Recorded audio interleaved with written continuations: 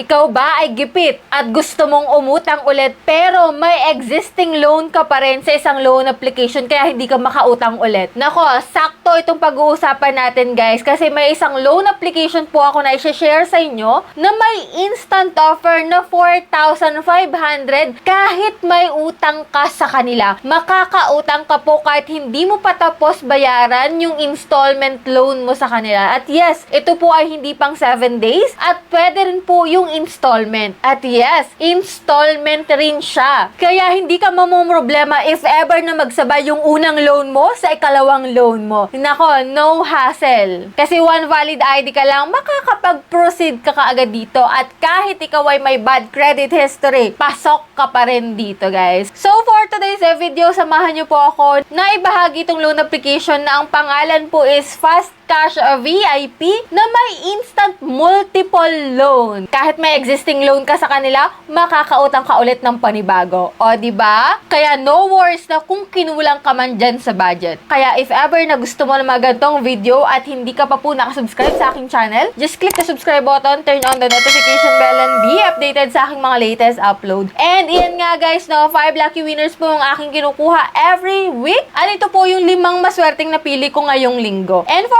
today's video, ito na nga, i-share ko po sa inyo na pwede pala kayong makautang ulit dito kay Fast Cash VIP kahit may existing loan kayo sa kanila. Ito nga po ha, nagbayad po ako ng aking first installment sa kanya ng 6,000 pesos. Bali guys, ang na-loan ko po dito is instant 15,000 pesos at ang total repayment dito is 18,000 pesos. So 45 days to pay siya, hindi siya 7 days to pay lang. So very nakakatulong talaga guys. At yan nga guys, kung makikita mo dito, may loanable amount offer sila na limited only. So click natin yung borrow now para makita natin. So, pwede po siya 3,500 to 4,500. 45 days po yun na up to 3 installment period. So, click natin yung submit. At dito guys, sa 4,500, ang total repayment po is 5,429 pesos. At buo mo yung mare-receive ha, kapag po ikaw ay may reward applied sa kanila. So, bali guys, ang service fee do sa 4,500 is 675 pesos. Dahil nga po ako ay may reward applied, na ibawas na yung 675 at yes, buo at walang kakaltas-kaltas ko siyang mare-receive sa GCash account ko. At ito nga po yung kanyang repayment schedule. So, after 15 days, magbabayad po ako ng 1,809 pesos. Same din po sa ikalawa at sa ikatlong due date ko is 1,811 pesos with a total amount of 5,429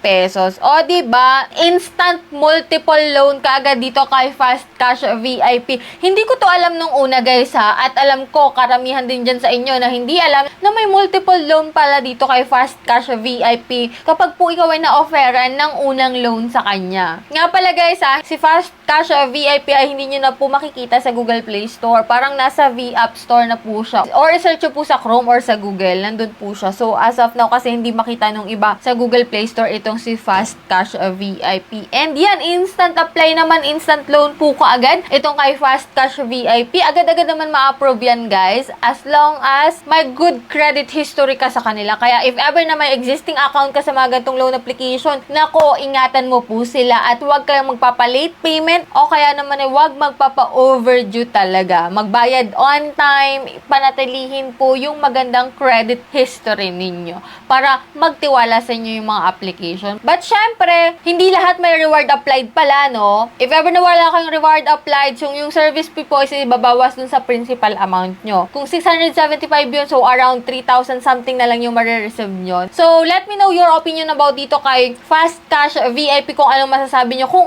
okay na ba siya para sa inyo or talagang nalalakihan pa rin kayo sa interest at sa kanyang service fee. So, let me know your opinion dyan sa comment section para at least makatulong din, para hindi maging bias itong ating video for today. And let me know if ever na may gusto kayong ipa-review ng mga loan application, i-comment nyo po dyan sa comment section din para at least ating ma-review at ating masilip yung mga yan. And for those na hindi pa dyan nakasubscribe sa aking YouTube channel, kindly click the subscribe button, turn on the notification bell, and be updated sa aking mga latest uploads. So, bye-bye na muna for now guys. See you on my next video.